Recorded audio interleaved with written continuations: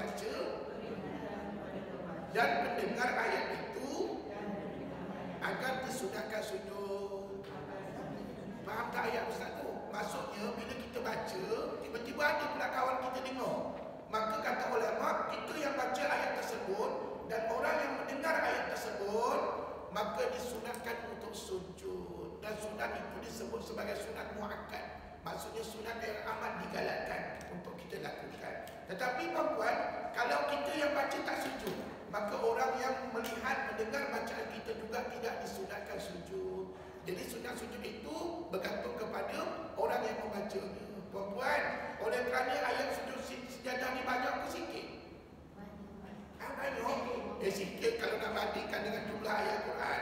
Jumlah ayat Quran 6,236 ayat. 3,600 pula. 6,000 terbalik Ustaz. 6,236 ayat. Tapi ayat yang ada sujud tilawah hanya 15. Hanya berapa? Hanya 15. Jadi tak banyaklah sebenarnya, ya. Jadi tuan-tuan puan, kalau dah tahu tak banyak, maka puan-puan kita kena ambil peluang untuk melaksanakan sujud tilawah. Sebab hukumnya adalah sunat muakkad tuan. Sunat muakkad ni maksudnya sunat yang amat digalakkan untuk kita lakukan. Dan pahalanya sudah tentu besar di sisi Allah Subhanahu wa taala. Okey, tolong baca sambung lagi ayat Ustaz ni. Sujud ini dinamakan sujud tilawah atau sajadah. Bapak tahu tak apa makna tilawah? Tilawah itu bacaan. Sujud bacaan dan sajadah itu sajadah oleh perempuan. Dan dilakukan terus selepas selesai membaca ayat yang mempunyai garisan bintang serta diakhiri dengan tanda kubah. Terdapat 15 tempat yang ada tanda ini dalam Al-Quran.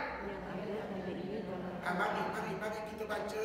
Kalau minggu sudah Ustaz tunjukkan praktikal cara melaksanakan sujud tilawah. Kalau tak ingat ataupun kalau tak tahu nak bagaimana nak buat sujud tilawah, lagi saya tunjukkan balik, ya.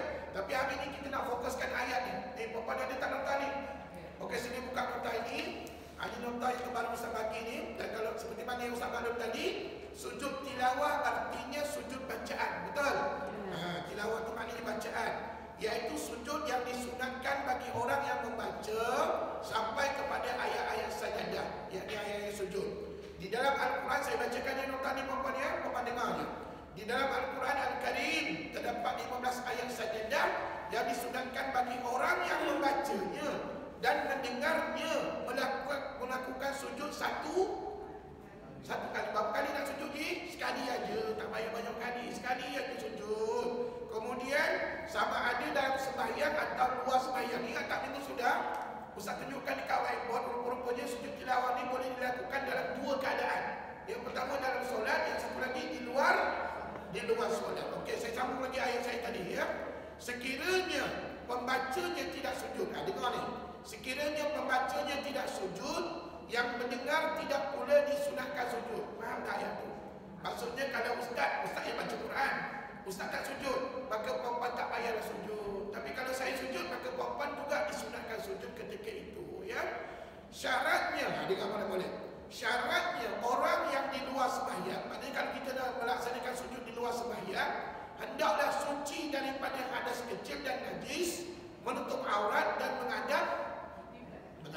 Ada tak Ustaz sentuh ni minggu sudah? Ada kan? Ustaz kenapa tak disentuh dalam sembahyang? Dalam sembahyang memanglah kita dah suci daripada hadas kecil dan besar. Memanglah kita menutup aurat, memanglah kita dah menghadap kiblat. Jadi kita disentuh dalam sembahyang. Ini di luar sembahyang. Sekali lagi saya ulang ayat tadi. Syaratnya orang yang di luar sembahyang hendaklah suci daripada hadas kecil dan najis, menutup aurat dan menghadap. Itu sebab apa? Sah tak kalau kita baca Quran di rumah tak tutup aurat? Ustaz kat rumah tak ada siapa, saya seorang je Ustaz. Suami dah tak ada semua, anak cucu semua tak ada siapa, saya seorang aja. Sah tak baca Quran tanpa tutup aurat? Sah tak? Jawapannya sah, tapi kurang pahala. Adapun puan-puan bukan sekadar kurang pahala, tetapi apabila kita sampai kepada ayat sejadah, nanti puan-puan susah nak melaksanakan sebab puan-puan tidak menutup aurat.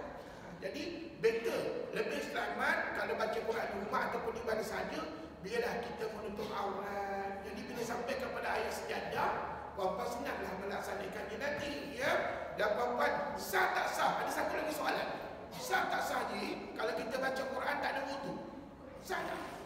Sah. Sah diterima bacaan. Tetapi ada baiknya berwudu. Sebab apa? Macam tadi lah Ustaz kata, kalau orang jumpa ayat sejadah, maka puan-puan disunatkan sujud. Nak sujud kena ada wudu baru boleh sujud. Ini pandangan daripada siapa? Daripada mazhab Imam Syafi'i. Jadi puan-puan, ya. Quran biasa, Quran terjemahan. Kenapa? Yang dua-dua sah ke? Okey, nak baca Quran biasa ke Quran terjemahan, terutamanya Quran yang biasa yang tak ada terjemahan, puan-puan nak pegang Quran tersebut kena ada wudu.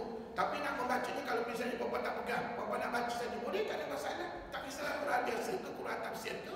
Cuma perbezaannya wudu dengan tak wudu. Kalau puan-puan nak pegang Quran tersebut pada Quran biasa, maka wajib kena berwudu. Kalau Quran tafsir yang kita pegang ni kan, yang kita baca sekarang ni kan, tak ada wudu pun boleh pegang, tak ada masalah. Itu perbezaannya. Tapi kesimpulannya tadi Ustaz tanya, sah tak sah kalau kita baca Quran tanpa wudu? Sah. Cuma lebih afdal berwudu supaya apabila sampai kepada ayat sejadah, kita sudah bersedia untuk melaksanakannya. Tak payahlah pergi bilik air nanti nak ambil wudu dan sebagainya, ya. Jadi puan-puan yang dirahmati Allah, teruskan tengok ni. Cara sujudnya ialah dengan yang sujud tilawah ni. Cara ni Ustaz dah tunjukkan minggu sudah, ya puan-puan, ya. Ketika nak sujud mengucapkan takbir dan terus sujud sekali seperti sujud sembahyang. Sekiranya membacanya bukan dalam sembahyang, selepas sujud hendaklah ia memberi salam sesudah duduk. Nampak tak puan-puan? Maknanya minggu sudah saya tunjukkan, kalau dua sembahyang kita kena bagi salam. Assalamualaikum warahmatullahi, Assalamualaikum warahmatullahi. Tapi kalau dalam sembahyang tak payah bagi salam. Sebab apa? Kalau kita bagi salam, maknanya kita sudah mufarakah daripada Tok Imam. Jadi puan-puan dalam sembahyang senang, puan-puan ikut follow Tok Imam, tapi tak ada salam dah. Jangan pula lepas sujud tu puan-puan bagi salam. Puan-puan seorang dia bagi salam, Tok Imam dengan jemaah lain tak bagi salam puan-puan, ya. Dan kalau puan-puan buat begitu, bermakna kita sudah bercerai daripada imam. Tak dapatlah pada solat berjemaah dan batal sembahyang kita. Sebab kita melaksanakan perkara yang di luar ataupun kebiasaan di dalam solat kita. Okey, puan-puan, selepas sujud hendaklah ia memberi salam sesudah duduk. Pada ketika sedang sujud disunatkan membaca doa sujud tilawah. Ingat tak doa sujud tilawah minggu sudah?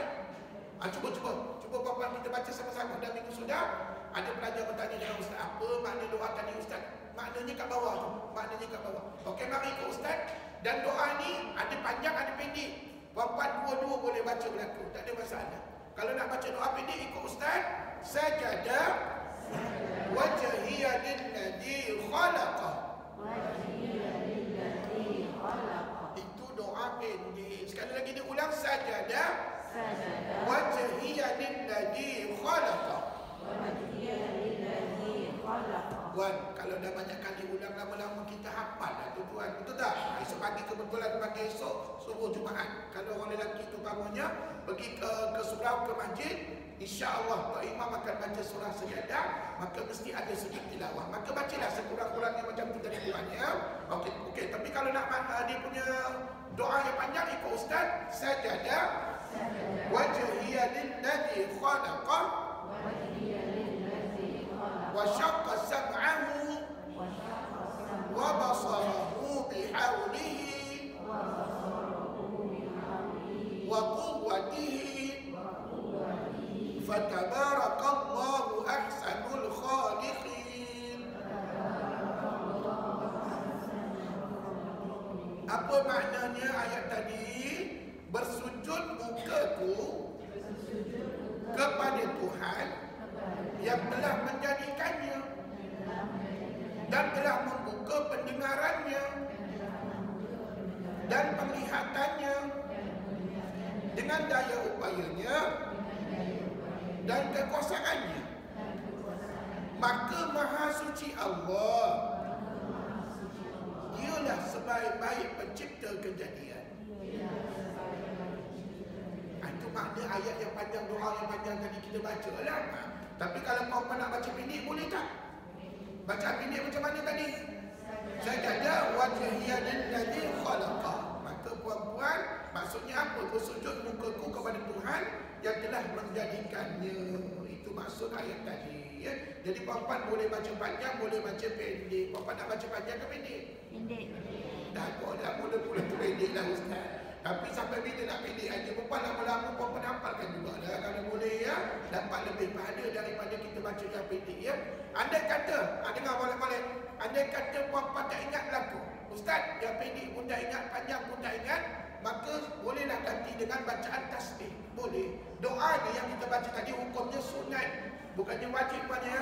Maknanya perempuan digalakkan baca. Tapi kalau tak hafal, tak ingat, perempuan boleh ganti dengan tasbih. Kalau baca tasbih macam mana Ji?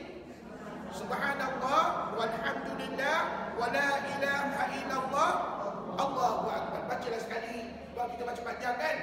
Ustaz, ayat tadi panjang sangat dah Ustaz, tak ingat. Maka setidak-tidaknya bila sujud, kata ulama, bacalah subhanallah pun boleh juga. Jadi kita puji Allah. Boleh ke perempuan? Ustaz, yang panjang pendek pun tak ingat belaka. Macam mana Ustaz? Saya tengah benda masa ni Ustaz, macam mana? Apa yang patut kami buat? Jawabnya kata ulama, kamu diam aja, senyap. Tapi kamu sujud, jangan tak sujud. Sebab kalau kamu tak sujud, bermakna kamu sudah mufarakah. Kamu sudah tidak bersama dengan imam. Jadi rugilah kita tak bersama dengan imam. Daripada awal kita sudah niat bersama dengan imam kita jadi makmum, maka kita sampai habislah kita bersama dengan imam kita. Jadi puan-puan ingat ya, sekiranya tak mampu nak baca apa saja ayat, maka puan-puan senyap sajalah. Tetapi jangan lupa kena sujud. Sebab kita siapa? Kita adalah makmum, depan kita untuk imam ya. Jadi tuan-tuan yang dirahmati Allah, begitulah caranya. Dan bacaan tasbih, di bacaan tasbih ada kat sini puan-puan, cuba kita baca tasbih. Sekiranya tak mampu nak baca tadi itu, subhanallah walhamdulillah wala ilaha illallah wallahu akbar. Saya rasa puan-puan dah biasa dengan ayat ni kan. Puan-puan ingat tak ada satu solat sunat namanya solat sunat tasbih kan? Di mana setiap pergerakan kita itu diselang-selingkan dengan bacaan tasbih tadilah, sama ada dalam bilangan yang ganjil ya. Contohnya 15 kali mungkin ya. Ada mungkin perempuan pernah buat solat dalam banyak solat sunat tasbih yang paling lama perempuan ni. Jadi kaki untuk kena kuat sikit lah perempuan. Sebab apa? Setiap pergerakan kita tu kena selang-selingkan dengan bacaan tasbih tadi. Okey, tuan-tuan yang dirahmati Allah. Tanda ini tengok ni. Nanti dulu, di dalam Al-Quran As-Uthmani, garisan melintang yang terletak di atas atau di bawah. Ingat tak minggu sudah saya khabar? Garisan melintang maybe di atas, maybe di bawah, bergantung kepada Quran itu cetak di mana. Tapi kebanyakan majoriti Quran saya perhatikan garisan melintang itu di atas. Tapi ada juga Quran yang tak ada garisan. Contohnya Quran ini. Quran yang kita pegang ni tak ada garisan. Yang ada kubah aja, garisan dia tak tunjuk. Puan-puan, maka kita boleh tak buat sujud tilawah? Boleh juga, asalkan ada tanda kubah di ujungnya. Tapi puan-puan macam mana nak buat sujud tilawah? Itu semua Ustaz dah tunjukkan pada minggu sudah. Persoalannya sekarang ini, apa ayat yang terlibat dengan sujud tilawah? Okey, baik. Tapi sebelum itu, saya bacakan ayat tadi dulu. Di dalam Al-Quran As-Uthmani, garisan melintang yang terletak di atas atau di bawah, beberapa kalimat tertentu menunjukkan kalimat tersebut memberi peringatan untuk sujud kepada Allah Subhanahu Wa Taala. Tanda apa ni? Tanda ini iaitu kubah menunjukkan tempat berhenti bacaan dan melakukan sujud. Maknanya tuan-tuan kena baca ayat sampai kepada gambar kubah. Selagi tak sampai kubah, selagi itu jangan sujud. Lepas dah baca ayat tu, lepas tu nampak kubah kan, baru kita boleh sujud. Persoalannya tuan-tuan nak baca berapa ayat? Nak tahu baca berapa ayat? Mari kita tengok. Puan-puan, cuba tengok senarai surah-surah di sini. Okey, kita tengok muka surah yang kedua tu sebelahnya tu. Okey, mari kita tengok. Saya bacakan ringkas-ringkas ya. Sebab apa? Lepas ni kita nak belajar pula tanda yang ke-12 dengan 13. Okey, yang pertama surah Al-A'raf. Sebut ayat 206. Ya. Kenapa satu tulis nombor 7? 7 tu nak kedudukan surah tu dalam Quran. Maknanya surah Al-A'raf ni surah yang ke-7 dalam Al-Quran. Surah yang pertama surah apa? Al-Baqarah. Al-Fatihah dulu, lepas tu baru Al-Baqarah. Ya, jadi surah Al-A'raf ni yang ke-7 rupanya. Okey, macam ni. Puan-puan, berapa ayat kita sebut tadi? Berapa ayat kita sebut?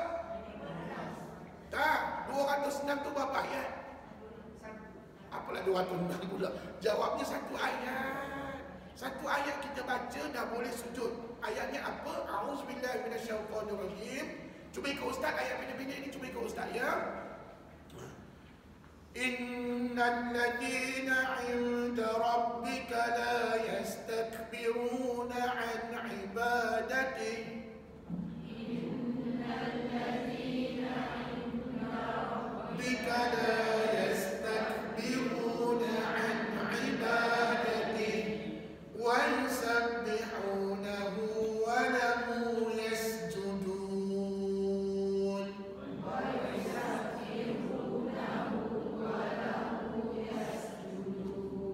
Perasan tak ada apa di atas kalimah yasjudun? Garisan melintang. Selepas tu kita nampak apa? Kubah. Maka lepas tu boleh dah kita sujud. Seperti mana kaedah yang Ustaz tunjuk pada minggu sudah. Jadi kalau orang tanya berapa ayat kena baca baru sujud? Satu ayat. Ayat berapa tadi? 206 surah Al-A'raf. Dan mata perempuan kita kena baca Quran jangan tutup. Kalau tutup tak nampaklah kubah perempuan. Kena tengok celik mata tu. Dan ingat, Ustaz dah pesan dah, hari tu kalau jumpa kubah ni sunat sujud. Walaupun bukan wajib tapi sunat muakkad, sunat yang amat digalakkan. Okey, teruskan surah yang kedua. Surah Ar-Ra'd ataupun Ar-Ra'd. Cuba sebut surah Ar-Ra'd. Ataupun Ar-Ra'd pun boleh juga. Ayat berapa puan? Maknanya berapa ayat boleh sujud?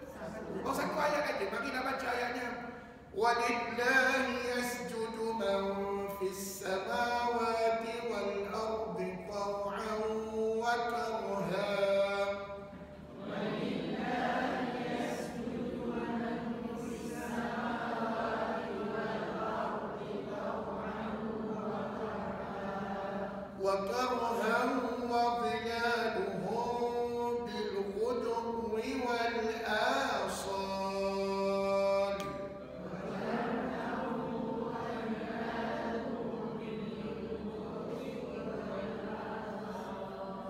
Ayatnya tak begitu panjang, tak begitu pendek, sedang-sedang, betul? Dan saya yakin perempuan boleh baca. Tapi perempuan perasan tak ada garisan melintang? Kat mana? Walillahi yasjudu. Perasan tak garisan melintangnya? Ulama akan letakkan betul-betul di atas perkataan sujud. Yasjudu tu maknanya sujud. Tadi di atas yasjudu pun sujud juga dah. Jadi perempuan nampak ada garisan melintang. Jadi nanti kalau perempuan nak bagi contoh, perempuan kena salin tahu. Walillahi yasjudu, buat garisan bintang di atas. Lepas tu ayat berikutnya tak perlu salin. Perempuan buat dot dot dot dot. Boleh tak? Lepas tu nanti kejap. Lepas tu perempuan salin dah sikit ayat di hujung tu. Wal asal. Lepas tu buat kubah. Perempuan nanti tak buat kubah. Nanti boleh insya-Allah. Kalau perempuan tak reti, perempuan ambil kertas tekap kat situ. Tekap kat situ, perempuan ikut je lah lukisannya ya. Jadi perempuan, itulah contoh bagaimana nak menunjukkan ayat yang ada sujud tilawah. Tapi persoalannya berapa ayat kita kena baca dah boleh sujud? Satu ayat saja. Okey, teruskan. Surah yang ketiga sebut surah An-Nahl. An-Nahl ya. Okey, untuk surah An-Nahl nampaknya kita kena baca dua ayat. Iaitu ayat berapa? 49 dan 50. Berapa ayat baru sujud? Jaga elok-elok. Maknanya bukan tidak semestinya satu ayat baru sujud. Untuk surah ni kena dua ayat baru sujud. Apakah ayatnya? Ayatnya berbunyi, okey saya baca je, perempuan tak payah baca. Walillahi yasjudu ma fis samawati wa ma fil ard wa ma fil ardi min dabbatin wal malaikatu wa hum la yastakbirun. Dah boleh sujud ke? Belum, kena baca satu lagi ayat. Yakhafuna rabbahum min fawqihim wa yaf'aluna ma yu'marun. Nampak kubah tak? Baru kita boleh sujud. Faham tak yang ni? Jadi perempuan siapa tak datang tak tahulah macam mana cara nak mempraktikkan bacaan ataupun kaedah sujud tilawah. Jadi perempuan ingat, untuk surah An-Nahl kena baca berapa ayat? Dua ayat baru sujud. Teruskan. Surah Al-Isra sebut. Kali ni berapa ayat pula? Tiga ayat. Perempuan baca sendirilah kat rumah perempuan ni.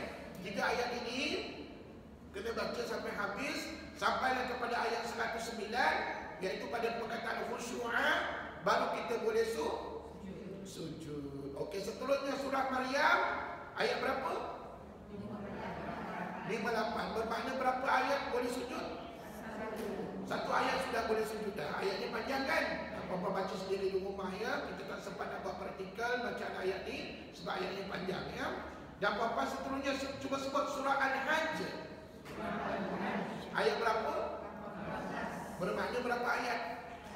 Satu ayat dah boleh sujud dah. Dan ayat ni seperti mana tertera di situ ya. Seterusnya surah Al-Hajj sebut ayat 77. Oh, bermakna surah Al-Hajj ni ada dua tempat sujud tilawah ya puan ya. Ada dua tempat sujud tilawah pada ayat 18 dan ayat 77. Tapi kalau nak bezakan ayat 18 tu lagi panjang daripada ayat 77 ya. Okey, teruskan buka surat 3 sebelah. Surah Al-Furqan. Ayat berapa Ji? Ayat 60 baru kita sujud ya. Maknanya baca satu ayat tadi dah boleh sujud dah kita, alhamdulillah. Seterusnya surah An-Naml sebut. Nah, kali ni berapa ayat? 41 ni dua. Ayat 25 dan ayat 26. Betul? Dua ayat baca baru kita boleh sujud. Ustaz, kalau saya nak bagi contoh surah An-Naml macam mana Ustaz dalam tulisan? Bapa kenapa cari contoh ayat yang panjang-panjang? Bapa nak ambil contoh yang pendek-pendek? Ada, nanti saya tunjukkan contoh yang paling pendek. Bapa suka yang panjang ke yang pendek ayat ni? Ya Allah dah, sebab apa masih tak cukup lagi Ustaz nak mengalir. Jadi bapa nak ambil ayat pendek, Ustaz lagi saya tunjuk. Jadi ayat surah An-Naml ni saya tak galakkan bapa nak ambil lah. Tapi kalau nak ambil juga boleh. Bapa kena salin kat mana tahu? Alla yasjudu. Lepas tu buat garisan melintang. Lepas tu buat dot. Lepas tu tulis wa ma tu'adilun. Itu ayat 25. Lepas tu salin pula ayat 26. Allahu la ilaha illa huwa. Lepas tu dot. Kena salin al-azim. Lepas tu salinlah kubah. Susah sikit lah kita nak menyalinnya perempuan kan. Ambil masa. Jadi saya tak galakkan perempuan ambil surah Al-Naml. Bagaimana surah yang ke-10? Surah As-Sajdah. Sebut surah As-Sajdah seperti mana contoh minggu sudah yang saya tunjukkan. Ayat berapa puan? Ayat 15. Maknanya bila puan dah baca ayat 15, puan dah boleh sujud tilawah ataupun sajadah. Tapi kan biasanya surah Sajadah ni dibaca pada waktu subuh Jumaat. Esok pagi dah puan, esok pagi subuh Jumaat. Kalau puan pergi surau, pergi masjid, mesti tok imamnya baca surah Sajadah. Surah Sajadah ni ada berapa ayat? Semua ada 30 ayat Ji. Ada 30 ayat, tapi pada rakaat pertama nanti tuan-tuan akan dengar tok imam akan mula baca lepas Fatihah, dibaca ayat 1 sampai ayat 15 dulu tau. Maknanya lepas ayat 15 nanti barulah tok imam akan sujud. Maka kita sebagai makmum ikutlah tok imam sujud. Jangan terpinga-pinga, jangan pandang kiri kanan. Kalau pandang kiri kanan, apatah lagi kita boleh ke belakang. Batal sembahyang kita berbuat. Pasal apa dah bergerak lebih daripada 3 pergerakan. Jadi puan-puan, itulah kena jaga adab-adab ketika dalam solat berjemaah. Dan dulu puan-puan, masa saya jadi imam dah di masjid UiTM Shah Alam. Masjidnya besar bermata bukit ya. Jadi ada satu ketika tu pelajar bertanya, Imam, Ustaz, kenapa pagi tadi kita sembahyang 3 rakaat? Sembahyang subuh 3 rakaat. Dia ingatkan sujud tilawah tu 1 rakaat. Rupa-rupanya sujud tilawah tu belum dikira sebagai 1 rakaat sebab belum ada rukuk, belum ada iktidal. Betul? Tak sempurna lagi. Maka kita dipulanglah pada dia tak tahu apa budak-budak yang nampak. Yang tanya dengan ustaz tu bukannya budak umur 8 tahun. Budak umur 18-19 tahun perempuan. Tak tahu apa dia sujud sejadah yang dilakukan pada subuh Jumaat. Tapi bagus jugalah pasal budak tu dia nak solat subuh Jumaat di masjid UiTM Shah Alam satu ketika dululah. Jadi puan-puan, kita teruskan kita surah yang ke-11. Namanya surah apa tu? Surah Sad. Surah Sad ayat berapa ni? 24 ayat ni panjang ke pendek je? Panjang. Jadi yang ni pun saya tak galakkan puan-puan nak bagi contoh sebab panjang sangat ayatnya ya. Tapi kalau nak bagi contoh juga boleh. Puan-puan tulis macam ni tau. Puan-puan tulis macam ni. Puan-puan tulis qala laqad zalamaka. Puan-puan tulis salin yang tu, lepas tu bisu'alina ketika tu buat dot sudah ada.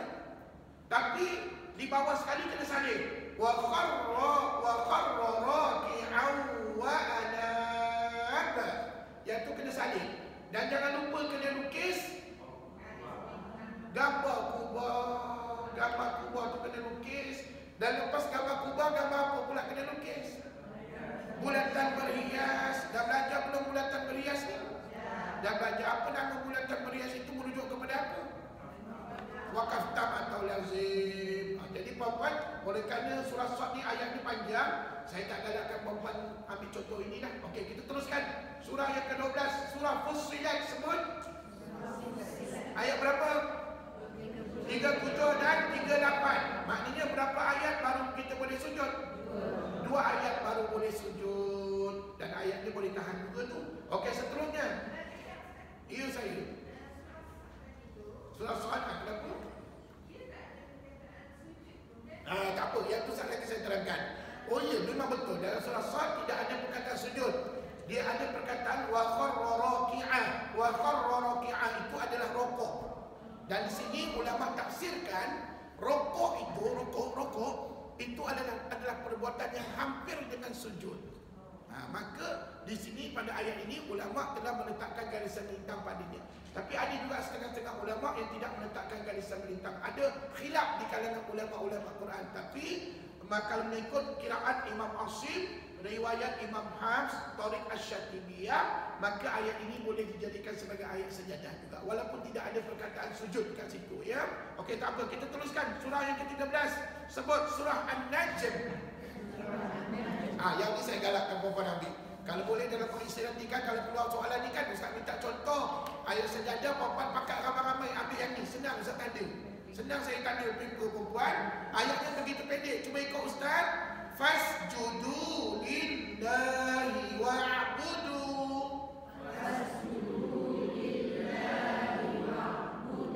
Boleh ke menyalin?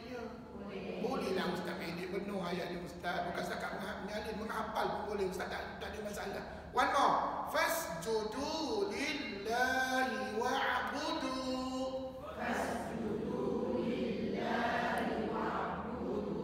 Puan-puan salinlah semua ayatnya. Tak payahlah buat dot. Kena ikut penuh. Kita nak menyalin ayat bukuannya. Jangan buat dot. Tahu, puan-puan kena fasjudu lillah. Ni, puan-puan gariskan, buat garisan melintang. Dan salin wa'budu. Lepas tu kubah dan bulatan berhias. Boleh? Puan-puan setuju tak kalau kita ambil ayat ni untuk jawapan ujian kita nanti? Maknanya macam keluar je dalam soalan nanti, insya-Allah. Bila nak periksa Ustaz? Lambat lagi, bulan 2 nanti baru kita periksa, ya. Okey, tuan-tuan puan-puan, tak apa, kita teruskan perjuangan kita. Ayat yang ataupun tempat yang ke-14, cuba sebut Al-Insyiqaq. Ayat berapa? Ayatnya pendek juga, tak begitu panjang. Cuba kita baca ayatnya. Wa idza quri'a 'alaihimul Qur'anu la yasjudun.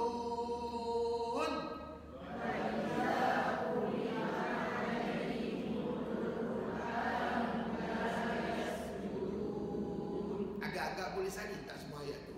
Boleh juga Ustaz, tak ada masalah. Ustaz tak begitu panjang Ustaz, sedang-sedang aja. Boleh, tak ada masalah. Dan selepas kita baca ayat tadi, maka bolehlah sujud tilawah. Dan yang terakhir sebut surah Al-Alaqah. Ayat berapa? Ayat ni pendek juga. Ikut. Kalla la tuti'hu wasjud waqtarib.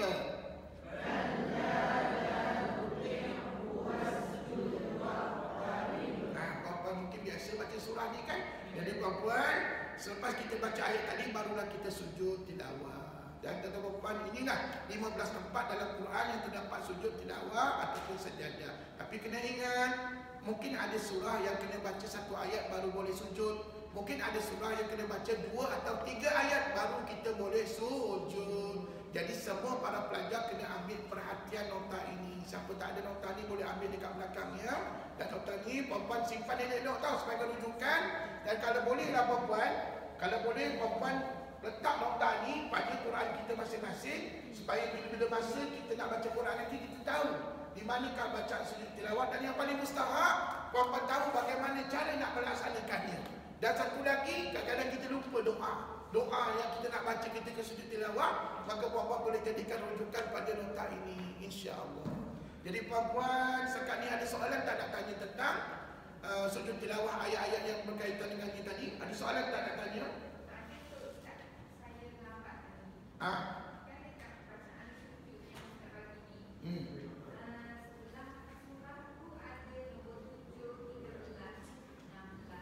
Oh, itu kedudukan surah itu dalam Al-Quran.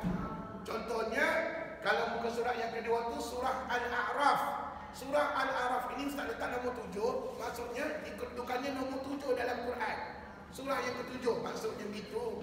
Kemudian ayatnya berapa? Ayatnya 26. Itulah ceritanya. Okey, alhamdulillah. Terima kasih bertanya tadi. Jadi puan-puan kalau tak faham tanyalah kita kan. Okey tuan-tuan, bagus tak nota ni untuk rujukan kita tuan? Bagus alhamdulillah. Jijik. Tambahnya lagi tambah kawan Nabi Yunus ke orang-orang tu. Tambah dalam sujud tilawah tu. Boleh belaka asalkan dalam ayat Quran, jangan tambah bahasa Melayu pula. Ya Allah selamatkan aku daripada puan-puan kalau dalam bahasa Melayu maka terbatallah solat kita. Ingat ya, nak tambah apa saja doa ketika sujud boleh belaka. Tapi paling sikit minimum inilah doa yang kita diajar oleh para ulama untuk kita baca. Dan doa ini kalau kita kata panjang ambillah pendeknya. Tapi kalau tak ingat belaka boleh tak kita sujud? Boleh juga gantikan dengan subhanallah walhamdulillah wa la ilaha illallah wallahu akbar ataupun apa saja doa-doa lain yang sesuai untuk kita puji Allah Subhanahu wa taala. Ya, itulah kaedahnya. Senang sebenarnya perempuan. Dia jadi payah ni pasal kita jangan buat. Jangan buat. Mungkin ustaz sekali seumur hidup saya sekali je saya buat ustaz. Itu pasal apa kita tak rajin solat berjemaah, terutama yang lelaki lah. Tak rajin solat berjemaah, terutama subuh Jumaat, maka itu yang jadi keliru. Tadi yang saya cerita budak UiTM tadi keliru. Dia kata pagi tadi sembahyang 3 rakaat pula, sedangkan rakaat yang pertama itu belum dianggap sebagai rakaat yang sempurna sebab yang kita lakukan sujud tilawah itu belum dikira sebagai 1 rakaat. Okey tuan-tuan dan puan, ada soalan lagi tak nak tanya tentang sujud tilawah? Okey, minggu sudah ada tak nota ni puan dapat nota ni kan? Okey, saya rasa hari ni saya tak sempat nak cerita tentang sujud sahwi dan sujud syukur. Nanti akan datang saya cerita sebab hari ni saya nak sambung habiskan cerita tanda yang ke-12 dengan 13. Boleh puan-puan ya? Jadi nota ni tak apalah, puan-puan dah beli nota ni simpan dulu. Nanti bila ada waktu kita akan ulang sama-sama bagaimana nak buat sujud sahwi dengan sujud syukur. Puan-puan, 3 sujud ini, sujud tilawah, sujud sahwi, sujud syukur adalah sujud yang berbeza. Sujud yang berbeza keadaan dan cara pelaksanaannya nanti saya tunjukkan di masa akan datang. Tapi apapun yang penting, sujud tilawah dah tahu ke tidak cara nak buat? Dah tahu kan? Minggu sudah ingat tak Ustaz kata dalam sujud tilawah ni dia boleh dilakukan dalam 2 keadaan, dalam sembahyang dengan luar sembahyang. Saya nak tanya secara ikhlas, dalam solat ke 2 solat senang buat sujud? Dalam solat lah. Pasal apa?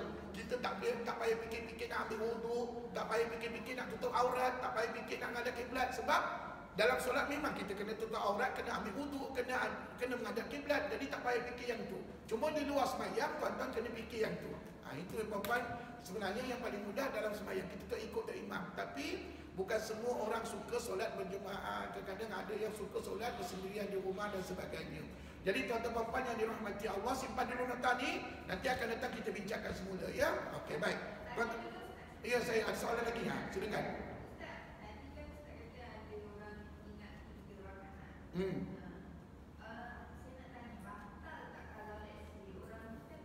Dia tak tahu.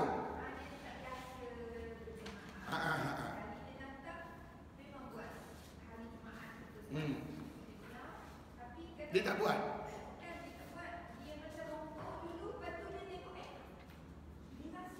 Tapi akhirnya dia buat tak sujud? Okey. Isu ni ataupun hal ini pernah berlaku ketika saya menunaikan ibadah umrah. Dulu ketika saya bawa rombongan ibadah umrah, ada seorang jemaah tu pernah meninggal dan perempuan. Tapi saya sempat berujar dengan dia lah. Dia tak sujud perempuan. Dia tak sujud tilawah. Dia tak ke imam. Sebab dia kata ramai jemaah tak sujud. Dia kata memanglah dekat Mekah tu ramai jemaah sebab apa? Dan pegangan mereka tu berbagai-bagai mazhab. Betul?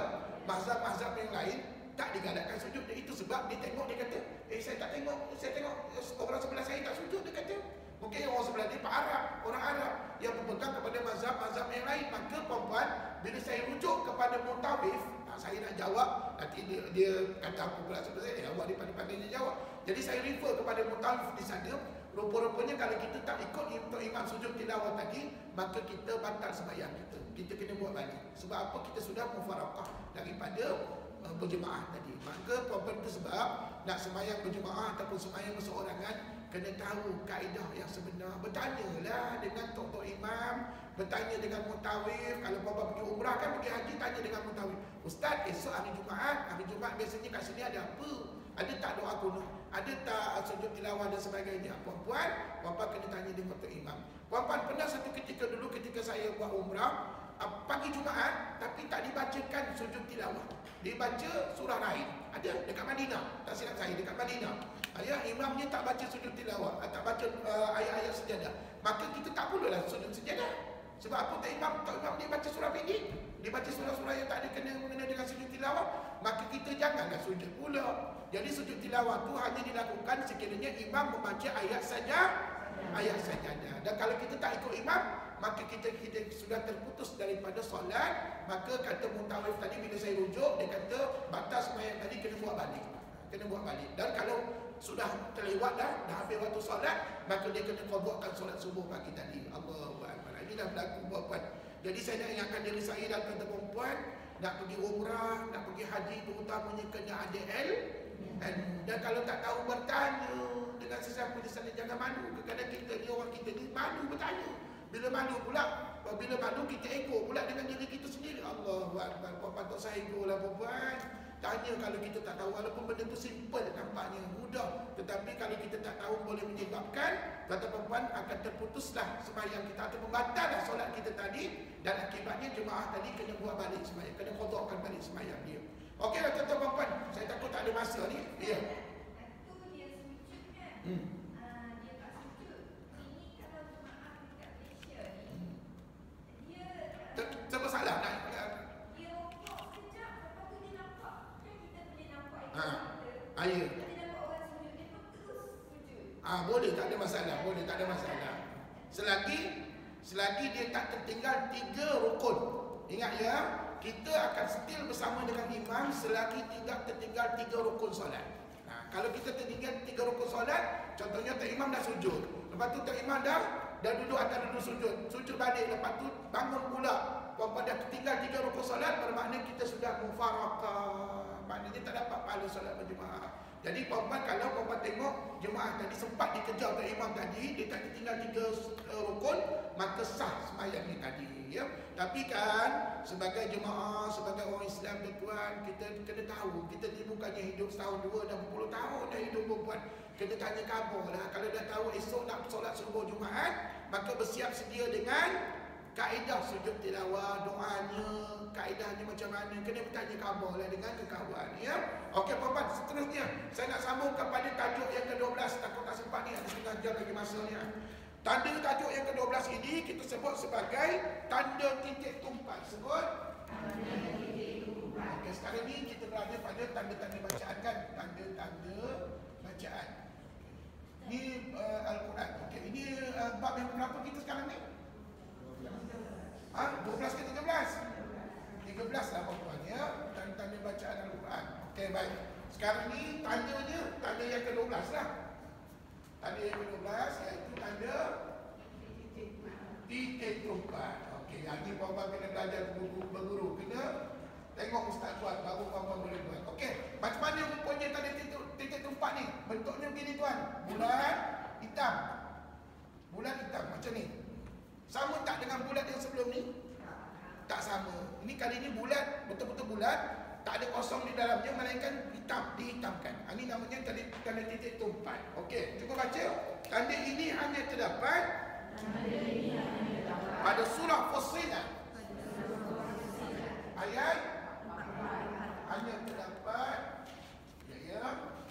pada surah Fussilat ayat 44. Ayat 44.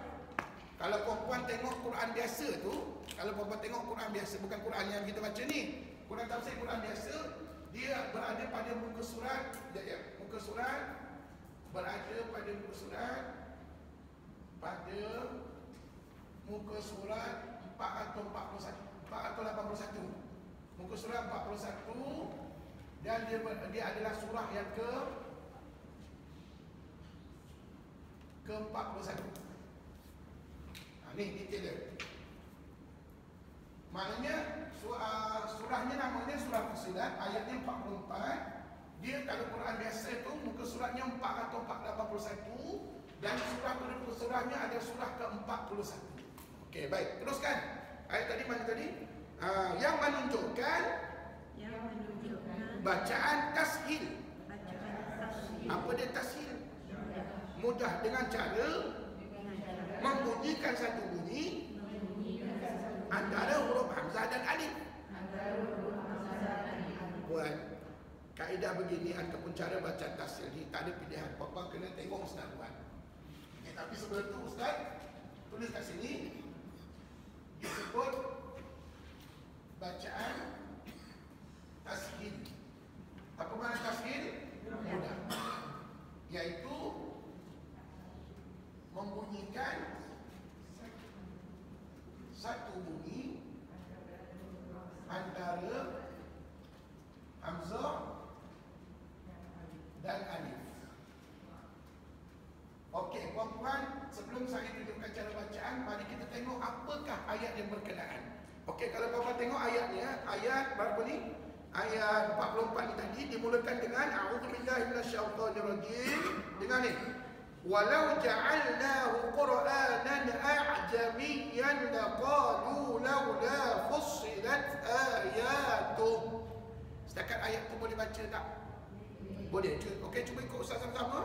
Dengar ya.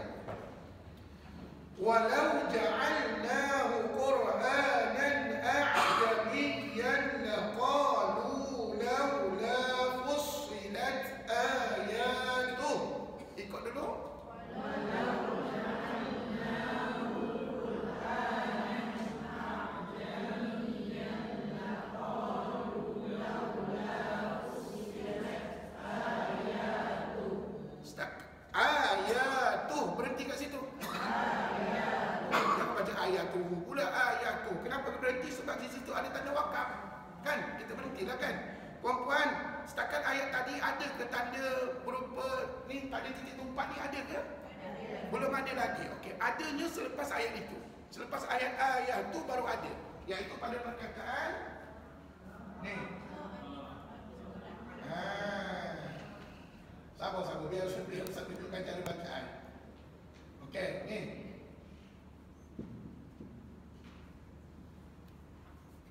Okey, puan-puan, saya gariskan kat sini. Ni. Nampak tak ada alif di atasnya titik tumpat? Inilah namanya bacaan tashil. Dan puan-puan, sebelum saya tunjukkan cara bacaan, puan-puan tahu tak bagaimana tulisan asal? Sebelum ditulis begini, ulama telah menulisnya begini. Tulisan asalnya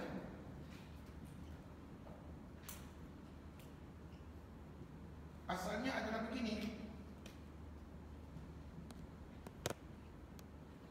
Ni.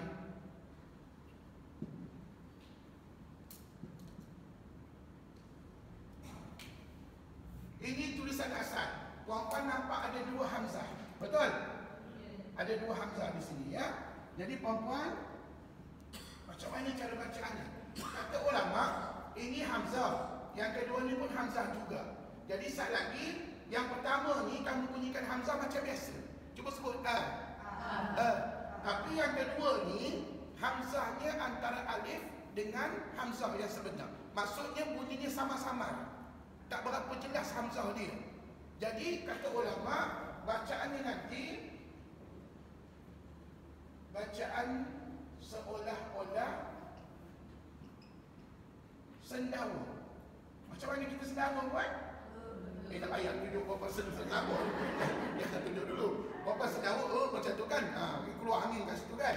Tapi sekarang ni macam mana seolah-olah sendawa? Jadi kata ulama, yang ni kita bunyikan cuba sebut dulu. Mulut buka. Mulut tu buka lah kan? Tapi jangan buka luas. Kemudian yang ni nanti, berapa gabungkan? Dia macam sendawa. Okey, tengok saya bacakan. Saya pakai mic. Bacaannya A'jamiyyu wa Arabi. Ikut.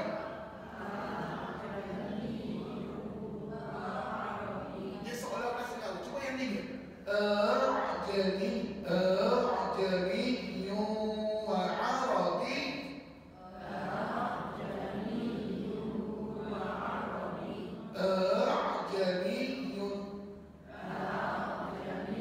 Bukan a'jami. Kalau a'jamiyun salah.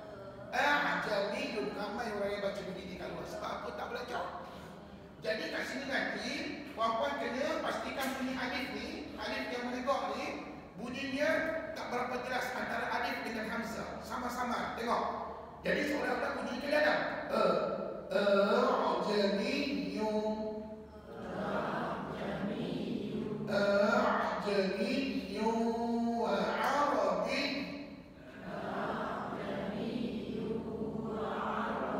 Kata tok guru saya, jangan panjang.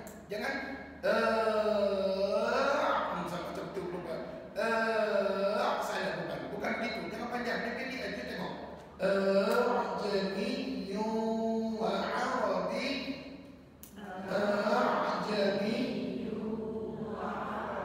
Seolah-olah sedahu. Tapi jangan sampai sedahu lah, bukan seakan-akan.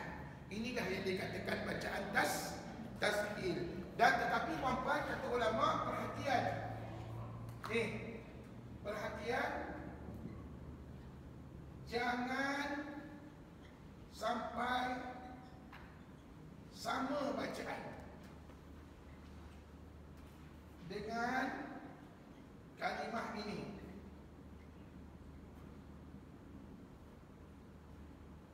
Jangan sampai sama bacaan dengan kalimah ini. Okey, kalimah apa? Bapa boleh refer nanti surah An-Nazi'at. An-Nazi'at ayat 27. Nanti Bapak tengok dalam Quran ada ayat berbunyi A'antum. Cuba ikut Ustaz. A'antum. Hamzah kat sini jelas bunyinya kan? A'antum. Sebut. Tak sama dengan apa yang kita baca tadi. A'jamiyyun wa 'arabi. Cuba ikut. Sama tak bunyi dengan a'antum? Tak sama. Mana sedang baca? Yang atas ke bawah? Yang bawah tu sedang baca. Sebab apa? Kita baca ikut baris yang ada pada dia. Tapi yang di atas ini, puan-puan bacanya begini nanti. Dia macam tak selalu. A'jamiyyun. Cuba ulang. A'jamiyyun. Dan kalau orang tanya apa nama bacaan tu? Bacaan tashil. Persoalannya, Ustaz, kenapa kita kena baca begini? Jawapannya mudah. Sebab, okey, kalau orang tanya pada kita, kenapa kena baca gini? Kenapa kena baca tashil? Kadang orang di luar sana tu banyak soal jawab, belajar dia tidak.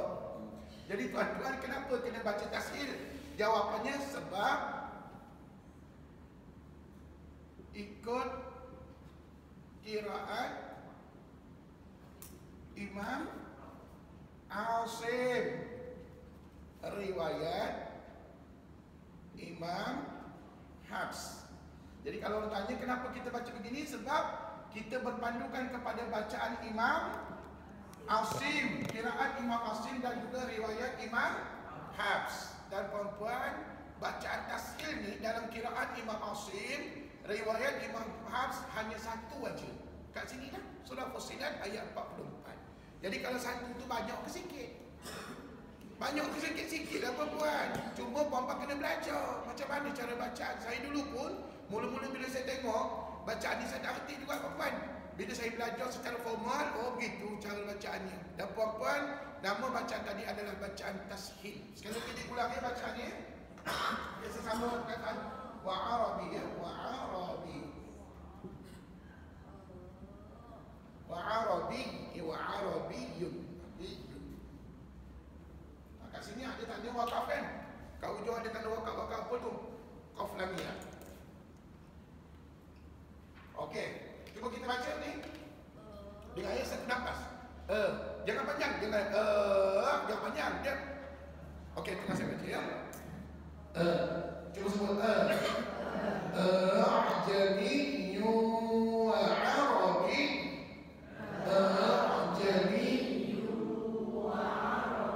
Ingat ya, jangan jelas bunyi alif ni. Jangan jelas bunyi alif yang kedua ni. Jangan ataupun a'jamiyyun. Lagi salah puan ya. One more. A'jamiyyun wa wa arabi. Kalau orang tanya nak panjang ke pendek ni? Pendek aja, tak payah panjang. Sebab tidak ada hukuman pada dia. Ya. Jadi puan-puan, inilah namanya bacaan tasqil. Dan ingat, jangan sampai sama bacaan dengan kalimah ini. Kalimah a'antum. Tuan-tuan maksudnya, tuan-tuan tak boleh baca jamiyun, salah. Dia tak boleh sama a'antum, tak sama kaedahnya. Jadi puan-puan, ini semua kena belajar secara berguru. Baru kita tahu kaedah yang sebenar. Okey, setakat ni okey ke? Ada soalan kena tanya? Dan sekali lagi saya Ustaz ulang, kenapa kita kena ikut bacaan ini? Sebab ikut kiraan Imam Asim, riwayat Imam Hafs, baru kita sah bacaan. Ada yang katalah tuan-tuan Ustaz, saya dikir, saya nak buat bacaan sendiri, saya nak baca a'jamiyun. Maka ini kata ulama kesalahan yang besar. Kesalahan yang besar jadi kesalahan yang nyata sebab kamu sudah lari ataupun tidak mengikut kiraat bacaan. Kamu ikut kiraat siapa tadi? A'jamiyun. Tak tahu kiraat siapa, kiraat sendiri. Maka bacaan kita tidak sah. Ambil perhatian. Penting perempuan ya untuk mempelajari bacaan-bacaan seperti ini. Dan perempuan tahu tak? Kesemua bacaan ini yang kita dengar pelik-pelik bacaan ini dinamakan sebagai bacaan gharib. Sebagai bacaan apa? Gharib ni bacaan yang khusus bagi kiraan Imam Asim, riwayat Imam Hafs. Okey dah, kita teruskan dengan tanda yang terakhir. Tak apa, kalau ada soalan saya lagi tanya kat Ustaz. Tanda yang terakhir muka surat 90. Sudah tentu tanda ini adalah tanda yang ke-13. Tanda berupa intan. Cuba sebut tanda berupa intan. Ada sekali itu pelajar saya lupa perkataan intan. Dia jawab apa tahu? Tanda berupa diamond. Boleh dah perempuan lebih kurang itu. Allahu Akbar. Anak pun saya lupa. Perkataan intan dia lupa. Jadi dia tulis tanda berupa diamond. Okeylah perempuan ni ya. Iyalah diamond tu lebih kurang lah. Pasal ustaz yang tanda paper tu. Kalau saya bagi ustaz lain, mungkin ustaz lain kata salah.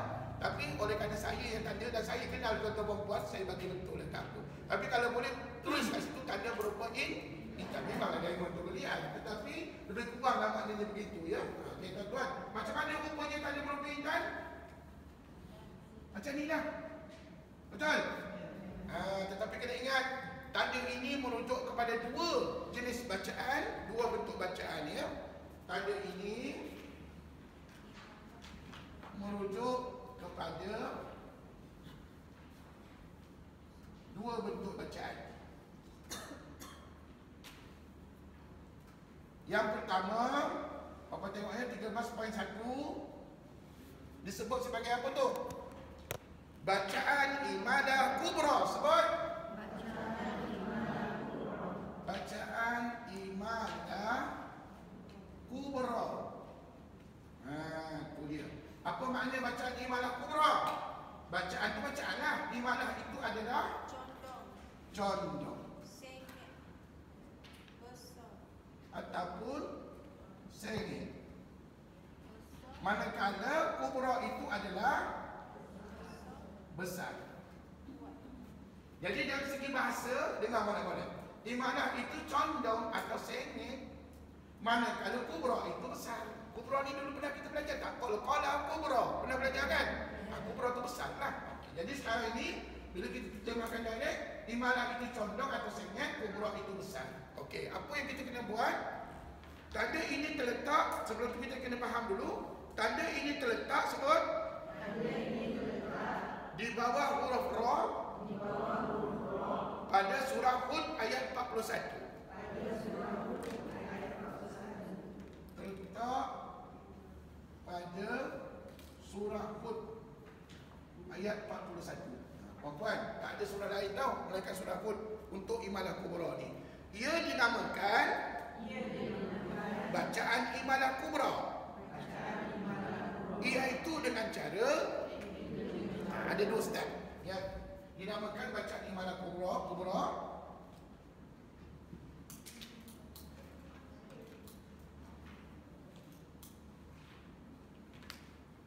Dua kaedah bacaan. Yang pertama, macam mana ulama suruh kita buat? Yang pertama, imalah fathah kepada kasrah. Apa dia fathah kepada kasrah? Mencondongkan bacaan baris atas hampir kepada baris bawah. Saat lagi saya tunjukkan. Imalah fathah. Fathah itu bagi atas kepada kasrah itu bagi bawah. Kalau puan-puan belajar di setengah tempat dia mengaji Quran, dia tak sebut bagi satu atas, bagi satu bawah, bagi satu depan, dia sebut fathah, kasrah, dhammah. Betul tak? Kalau puan-puan nak guna itu pun boleh, tak ada masalah. Jadi apa maknanya imalah fathah kepada kasrah? Maksudnya condong bacaan baris satu di atas kepada baris satu di bawah. Maknanya bacaannya tak boleh baris atas, tak boleh baris bawah, di tengah-tengah. Macam mana lah tengah-tengah Ustaz? Asal lagi saya tunjukkan ya. Okey, seterusnya step yang kedua. Step yang kedua dulu, tengok dalam nota Ustaz. Imalah alif kepada ya. Sebut. Imalah itu condonglah. Alif kepada ya. Maksudnya apa? Condongkan alif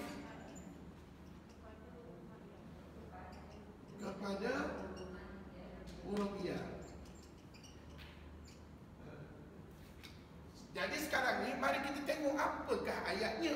Okey, kalau puan-puan perhatikan ayatnya berbunyi begini. Wa qala rkabu fiha bismillahi majriha wa mursaha. Cuba ikut Ustaz.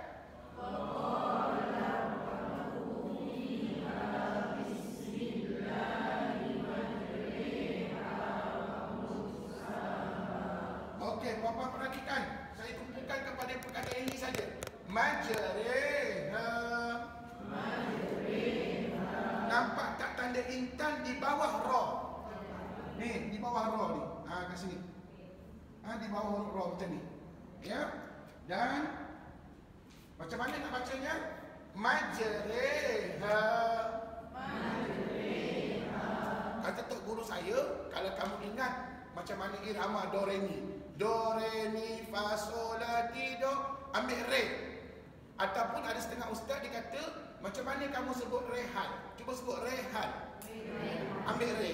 Re itulah yang digunakan dalam bacaan ini. Majriha. Tuan boleh ke buat tu? Dan bacaan tu hanya ada satu je dalam Quran. Tak banyak, satu je tu tuan. Sebab apa? Sebab kita ikut qiraat Imam Asim, riwayat Imam Hafs. Tapi kalau tuan-tuan pergi Sudan, kalau tuan-tuan pergi negara Afrika, ada yang mengamalkan qiraat yang lain. Ada yang mengamalkan qiraat bacaan imam, contohnya dia baca Imam Hamzah, Imam Nafa'i dan sebagainya. Maka puan-puan akan dengar banyak bacaan imalah dalam Quran yang mereka baca. Tapi tak apalah puan-puan, andai katalah kita ni berada, memang pun kita berada di negara kita ni, puan-puan tak pergi overseas. Tapi tak apa, akan datang saya akan tunjukkan bagaimana cara bacaan di luar negara. Contohnya negara Sudan, Maghribi dan sebagainya, yang mana mereka banyak mengamalkan imalah dalam bacaan. Tapi muncullah kita ni, oleh kerana ikut qiraat Imam Asim, riwayat Imam Hafs, maka dia punya imalah hanya satu. Pada surah ini aja, surah Hud ayat 41. Ikut. Majriha. Kalau orang tanya kat kita nak baca panjang ke pendek? Panjang ke pendek? Apa lebih pendek? Dia panjang. 2 harakat. Kalau orang tanya ada mat tak? Ada mat tak? Jawabnya ada. Namanya mat asli. Ingat, saya tulis kat sini ya. Dibaca juga dengan mat asli. Aku lupa. Maknanya puan-puan tak boleh baca majriha salah. Majriha, sebut majriha. Apa tak usah kira 2 harakat tadi? Apa nama matnya? Mat asli. 2 harakat. Dibaca juga dengan mat asli. Tapi dalam masa sama kita baca condong imalah. Majriha. Sekali lagi. Majriha. Mari kita baca ayat yang sebenar. Tengok buku tadi Ustaz. Wa qala rkabu fiha bismillah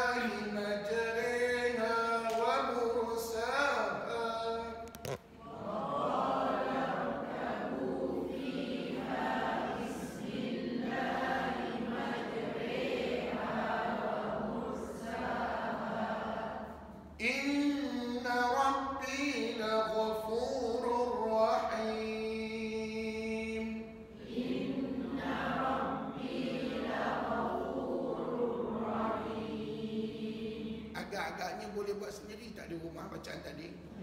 Boleh, alhamdulillah. InsyaAllah kita yakin di sebalik bacaan tadi puan-puan ada pahala yang besar yang Allah nak janjikan kepada kita nanti di hari kiamat, insyaAllah ya. Jadi kalau orang tanya, misalnya anak cucu tanya, mak kenapa kena baca imalah tadi, jawapannya ini juga tuan-tuan. Sebab kita ikut qiraat Imam Asim, riwayat Imam Hafs. Dan puan-puan tak kenal mereka ni siapa? Nak kenal mereka ni kena belajar pada tahap 4 semester depan dengan ustaz nanti, insyaAllah ya. Okey, apa pun tuan-tuan, inilah satu-satunya bacaan imalah yang berada pada surah Hud ayat 41. Baik, seterusnya apa kata kita tengok pula poin yang kedua, iaitu dia dinamakan bacaan ismam. Cuba sebut bacaan ismam. Poin yang kedua ya, bacaan ismam. Apa makna ismam? Memuncungkan. Apa yang muncung? Bibir perempuan, tak ada benda lain yang muncul melainkan bibir perempuan ya. Memuncungkan. Okey, apa dia punya huraian? Mari kita baca. Cuba baca huraian di bawah. Tanda ini juga terletak. Maksudnya tanda intan ini juga terletak di atas antara huruf mim dan nun bersabdu pada surah Yusuf ayat 11. Berada di atas antara mim dan nun pada surah Yusuf ya. Terletak di atas antara mim dan nun dalam surah Yusuf ayat berapa? Ayat 11. Okey.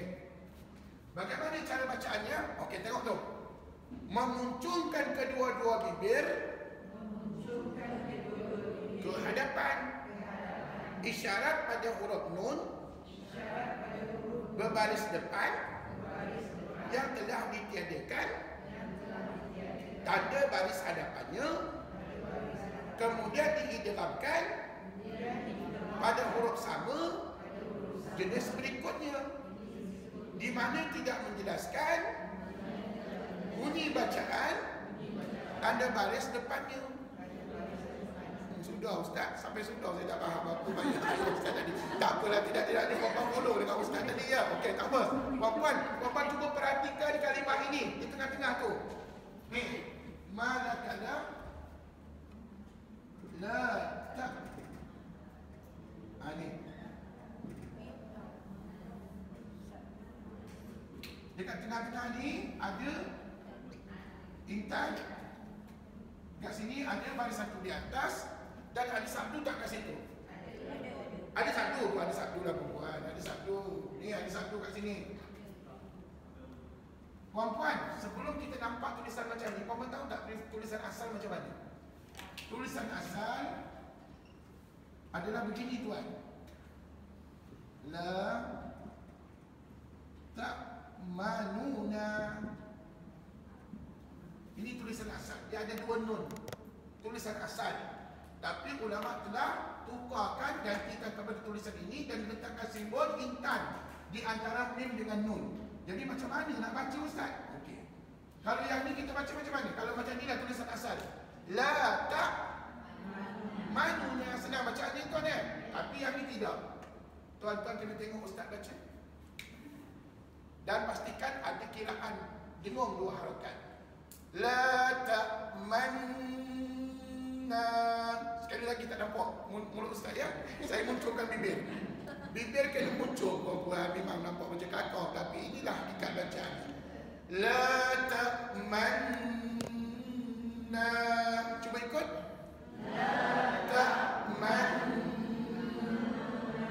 Puan-puan jangan muncul dulu, jangan muncul selalu, jangan. La ta'munna. Jadi munna pula, bukan munna.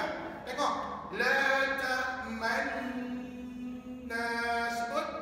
La ta'manna. Muncul tak bibir masing-masing tu. Kalau tak berapa confident muncul tak muncul, pada rumah berlatih dia macam main. Berlatih dia macam main, tengok mulut muncul ke tidak. Saya dah berlatih dah tuan puan. Okey, sekali lagi one more. La ta'manna. Sebut. La ta'manna. Puan-puan kita kira dua harakat dan munculkan selalu bibir. La ta'manna. Sebut. La ta'manna. Itu dia nak buat macam mana. Itulah cara bacaan. Dan puan-puan, bacaan ni banyak ke dalam Quran? Satu aja surah apa?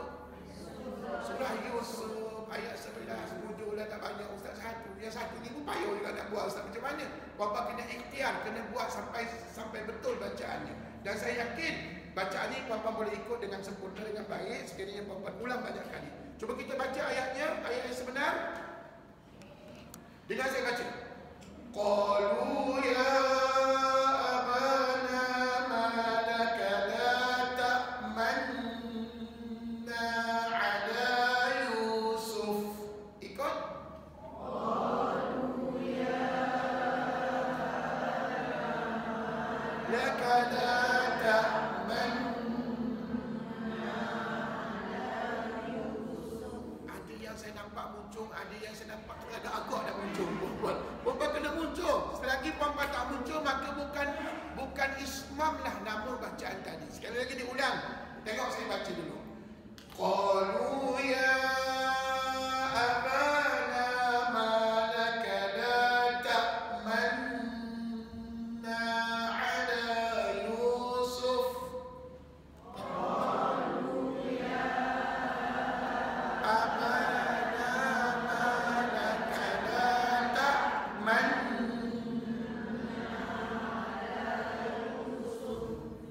la ta'manna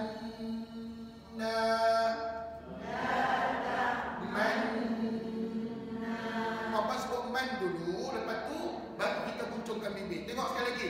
La ta'manna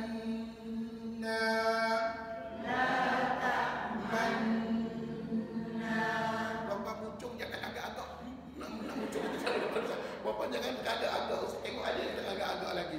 Ialah sebab puan mungkin ni first time kita baca. Ataupun ustaz tak pernah saya baca gini ustaz. Selama ni saya baca malaka la ta'manna ala Yusuf, maka tak sah bacaan tadi.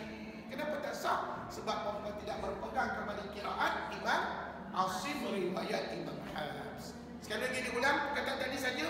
La ta'manna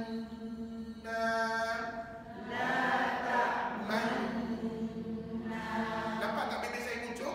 Nampak. Pakai ikutlah. Follow lah ustaz. Dan ustaz follow siapa? Saya follow tok guru saya lama-lama dulu. Tuan Allahu Akbar.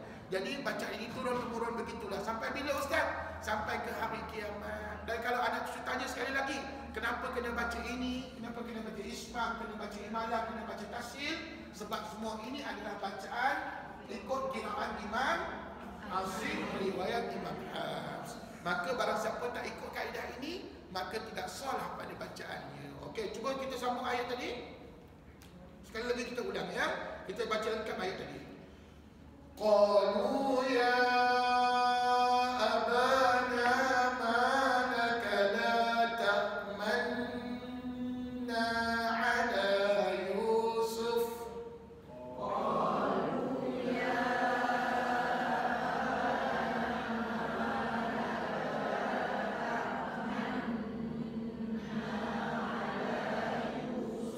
Maknanya puan-puan nanti bila kita nak membaca kalimah ini nanti ni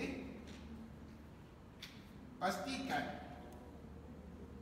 perhatiannya. Saya tulis kat sini. Perhatian. Pastikan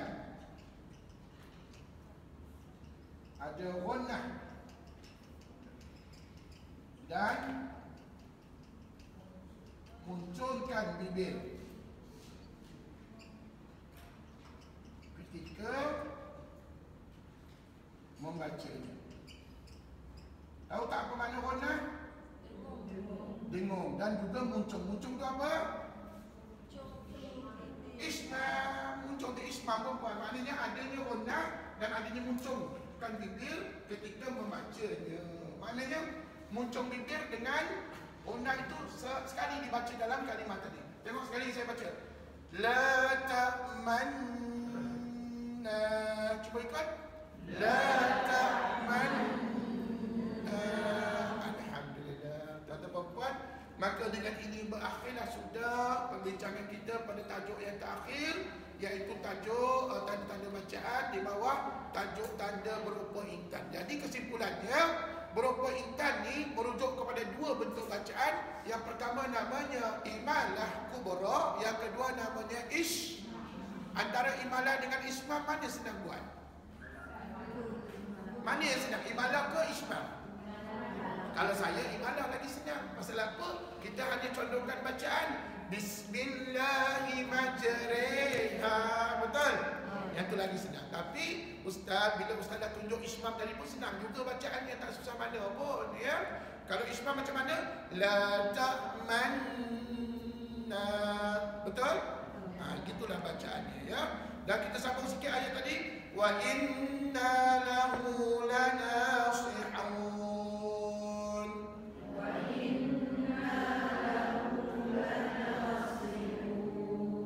Alhamdulillah. Tuan-tuan, hari ini 30 November berakhirlah sudah pembelajaran kita pada tahap yang ketiga. Ustaz dah merdeka ke kami? Belum merdeka lagi sebab puan-puan belum periksa dengan ustaz. Ada janji temu kita pada ujian nanti. Bila nak ujian ustaz? Bulan 2 tahun depan, lambat lagi lah. Lebih kurang 2 bulan lagi, ya. Jadi dalam tempoh 2 bulan ni puan-puan nak tak ulang kaji dengan ustaz? Ke minggu depan terus nak periksa? Puan-puan tidur lah.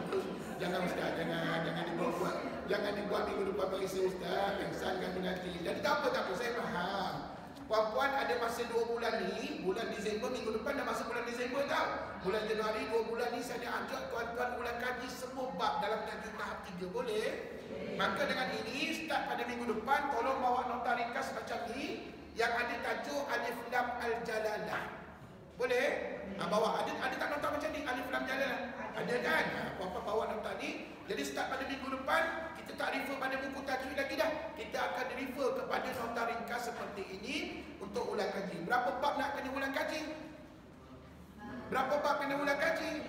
5 bab. Yang pertama Alif Lam Al-Jalalah. Bab kedua Sakta. Bab ketiga kaedah baca hamzah wasal. Bab 4 wakaf dan ibtidah. Bab 5 tadi tanda-tanda bacaan. Saya harap puan-puan sudilah mengulang kaji dengan ustaz sebelum puan-puan periksa pada bulan 2 tahun depan, insya-Allah. Okey, marilah kita baca Quran sekejap ya aja. Ustaz tu bab 14 bukan 13.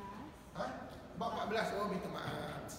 Salah nombor bab ni. Bab 14 ni Oh, bab 14. Okey, minta maaf. Lepas tu yang titik tumpat dengan alif tu tak bersambung kan? Mana titik tumpat? Ni. Oh, ni tak bersambung. Ya, memang tidak bersambung, ya. Tapi letaknya betul-betul di atas huruf alif tersebut, ya. Dan puan-puan, jadi hari ini siapa yang datang untuk pasal apa? Dapat 3 istilah bacaan yang mungkin puan-puan jarang-jarang buat ataupun tak pernah buat sepanjang hidup kita. Baik, sebelum kita baca Quran, apakah nama bacaan yang pertama kita belajar tadi? Ustaz tanya nama bacaan. Apa tak ada titik tumpat? Itu nama tanda. Ustaz kata nama bacaan tasbih. Yang kedua apa nama bacaan? Imadah. Yang ketiga apa nama bacaannya? Ismam. Puan-puan, tashil, imadah, ismam. 3 perkara ini di bawah tajuk bacaan gharib. Bacaan gharib ni maksudnya bacaan yang khusus bagi qiraat Imam Asim, riwayat Imam Hafs. Mari kita baca Quran, ada masa lebih kurang 10 minit, 15 minit lagi ni. Sila baca Quran, buka surah apa kita baca hari ni? Agak-agak surah An-Nisa ada ke bacaan tashil? Confirm tak ada. Bacaan Islam pun tak ada. Imadah pun tak ada. Sebab tak sebut pun surah An-Nisa dalam 3 tanda bacaan yang kita belajar pada hari ini. Okey, silakan surah An-Nisa ayat berapa? Ayat 61. Wa idza qila lahum. Okey, walaupun bacaan Islam, imadah dengan bacaan tashil tidak ada, tapi saya nak bertanya tentang tanda-tanda bacaan yang lain. Okey, cuma saya nak ingatkan, puan-puan seharusnya nanti belilah nota berkenaan dengan tanda-tanda bacaan yang di belakang sana, supaya nanti bila sesi ulang kaji senang kita nak rujuk. Nota macam ni ya, tanda-tanda bacaan ada dekat belakang sana. Silakan. A'udzu billahi minasy syaithanir rajim. A'udzu billahi minasy syaithanir Bismillahirrahmanirrahim.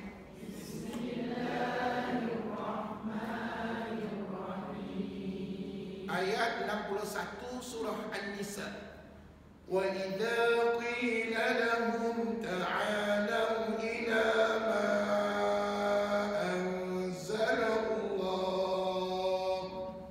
Wa idza qila lahum ta'alu ila ma. Soalan pertama saya berkenaan dengan tanda bacaan. Apa nama tanda bacaan dekat ta'alau? Ta'alau. Sebelum bulat kecil mesti ada tanda sukun. Bapa kesian tanda sukun, Bapa lupa tak jawab. Tanda sukun dah dulu ustaz, lepas tu baru bulat kecil, betul? Okey, soalan yang kedua, apakah tanda bacaan pada ila? Ila. Alif kecil. Bila pula tanda mat ada kat situ? Tak ada tanda mat berbuat, yang ada huruf alif kecil. Apa tanda bacaan pada ma? Baru tanda mat ataupun pemanjang. Apakah hukum bacaan pada anzalallah? Sudah. Apakah hukum bacaan pada anzalallah? Alif lam. Kesian alif lam jalalah lupa pula ustaz. Alif lam al jalalah tafkhim sebut. Itulah jawapannya. Memang ada harapan bapa ni ulang kaji minggu depan insya-Allah. Bapa lupa ya nama Allah. Okey, bosan balik. Ila ma anzalallahu wa ila ar-rasul ra'aital munafiqin. Ila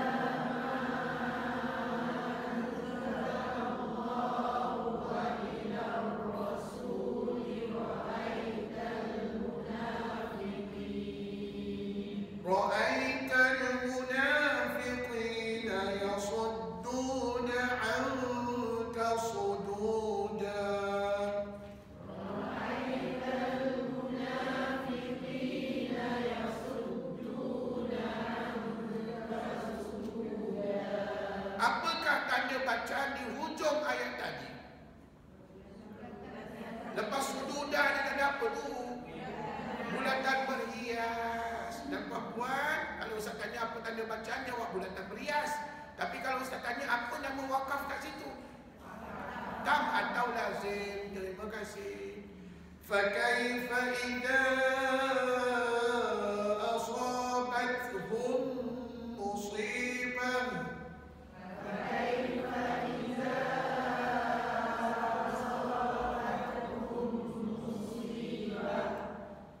أصابتهم مصيبة بما قدمت أيديهم.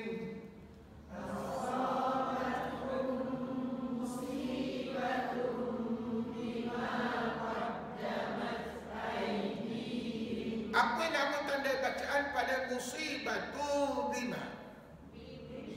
Mim kecil menegak dalam braket ikhlas. Pandai. Tak apa puan-puan, insya-Allah minggu depan kita buat ulang kaji. Puan-puan akan ulang kaji semua tanda-tanda bacaan yang kita dah belajar ya. Termasuklah hukum alif lam al jalalah tadi nah. Thumma ja'uka yahlifuna billah.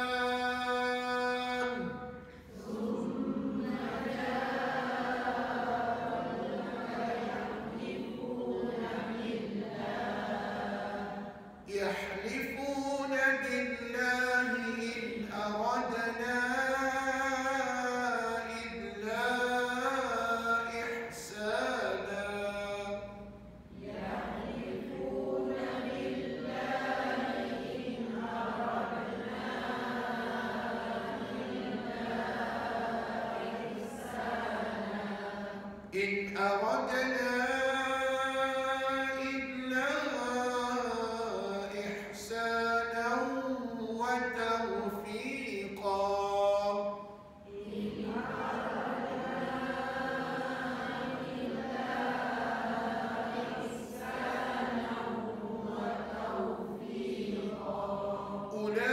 أولئك الذين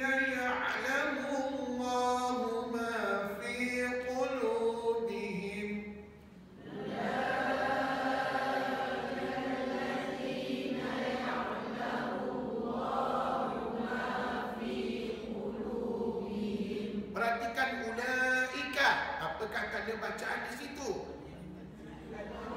Nanti dulu, Puan mesti nampak tanda bulat kecil dulu, betul? Atau kita boleh sebut di waw ziyadah, boleh juga. Okey, teruskan. Tanda pemanjang ada lagi di alif kecil pun ada. Maknanya dalam kalimah satu yang pendek macam tu ada 3 jawapan tau. Puan-puan 3-3 tu saya nak dengar dalam periksa nanti. Sambung. Fa'arid anhum wa'idhum. وَقُلْ لَهُمْ فِي أَنفُسِهِمْ قَوْلًا بَلِيغًا وَقُلْ لَهُمْ فِي أَنفُسِهِمْ قَوْلًا بَلِيغًا. Sekali lagi, قَوْلًا بَلِيغًا ada mim kecil menegak, betul? Maka dalam mereka kita jawab iklab lah sekali ya. Walaupun kalau perempuan tak jawab pun tak apa, tetapi lebih baik dijawab dengan iklab. Sebab apa? Untuk membezakan dengan tanda wakaf. Sebab mim kecil ni ada 2 kan? Satu menegak, satu berbaring. Yang menegak tu iklab, yang berbaring itu wakaf. Wa ma arsalna min rasulin illa liyuta'a bi'idhnillah.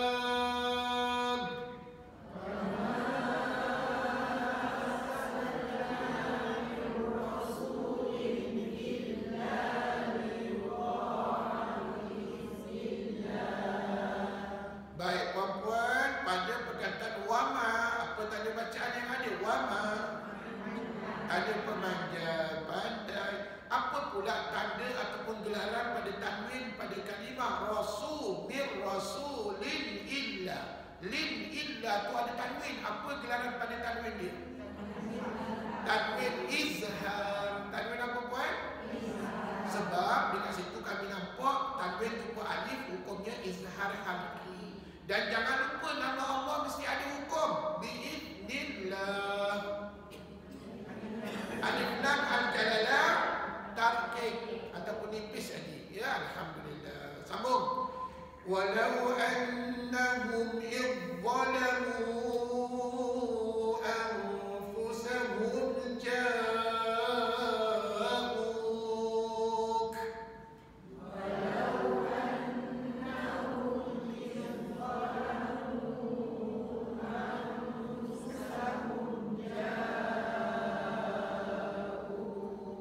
Berarti fastaghfirullaha wastaghfara lahumur rasul.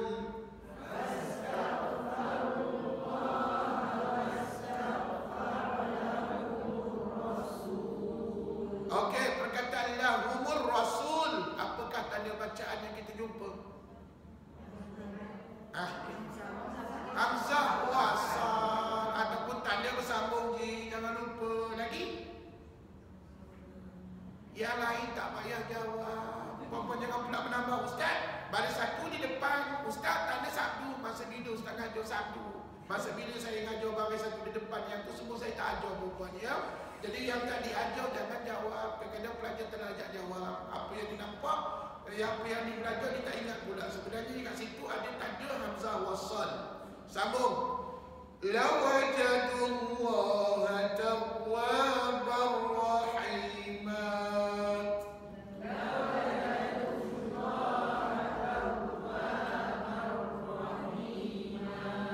Fala wa rabbika la yu'minuna hatta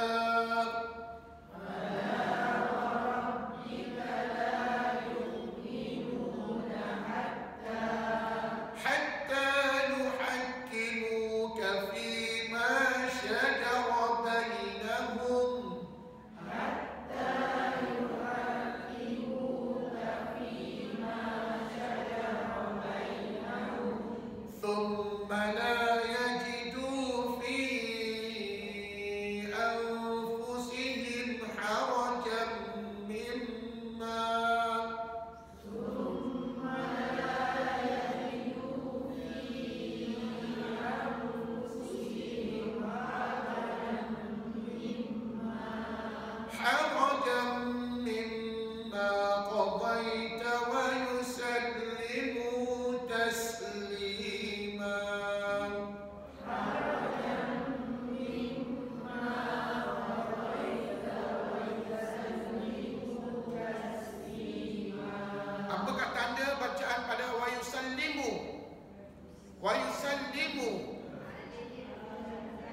alif ziyadah ataupun bulat kecil. Dan apakah tanda bacaan pada ayat yang terakhir? Taslimah,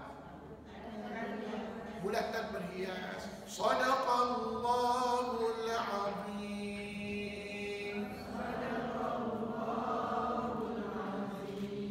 Tuan-tuan, saya tahu dalam semester yang ketiga ni ada 5 bab, banyak bab yang kita belajar dan banyak hukum tajuk yang kita belajar, terutama ni di bawah tajuk tanda bacaan. Dan tuan-tuan, saya galakkan tuan-tuan datanglah minggu depan dan minggu-minggu akan datang untuk kita ulang kaji semualah hukum tajuk yang kita dah belajar, supaya puan-puan bersedia untuk menghadapi ujian bertulis ustaz pada bulan 2 tahun depan, ya. Jadi minggu depan kita mula ulang kaji dengan membawa nota berkenaan dengan alif lam Al-Jalalah. Seterusnya sakta jangan lupa bawa sekali, ya. Sakta mana tahu ada masa kita ulang kaji sakta. Lepas tu kaedah membaca hamzah wasal, wakaf dan ibtidak, dan seterusnya tanda-tanda bacaan. Terima kasih banyak-banyak atas komitmen. Siapa yang dah siap latihan sebelum ini boleh buat, ya.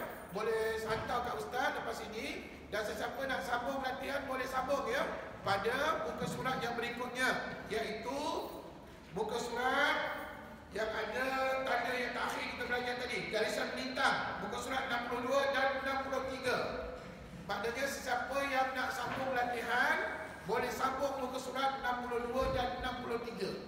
Dan bila dah siap semuanya boleh hantar selalu pada ustaz bila-bila masa. Tapi bila-bila masa tu jangan lambat benar buat, jangan sampai bertahun, ya. Kalau boleh hantar seberapa segera yang boleh, insya-Allah. Terima kasih banyak-banyak. Hari ini ada siapa nak hantar buku boleh hantar. Sekarang sikit lagi boleh hantar kat ustaz. Kita hantar dulu latihan dan bisa semak dulu, ya. Lepas tu kalau ada kita bincang, nanti akan ada kita bincangkan, insya-Allah. Terima kasih. Mana? Buat juga semua buku surat belakang-belakang tu semua kena buat belakang. Kena buat belakang, lepas tu hantar kat ustaz, ya. Okey, terima kasih. Kita akhiri dengan tasbih kafarah dan juga surah Al-Asr. Bismillahirrahmanirrahim. Subhanakallahumma wa bihamdik, asyhadu an la ilaha illa anta, astaghfiruka wa atubu ilaik. Bismillahirrahmanirrahim. Wal 'asr innal insana lafi khusr illa alladhina amanu wa 'amilus shalihat wa tawassaw bil haqqi wa tawassaw bis sabr. Assalamualaikum warahmatullahi wabarakatuh.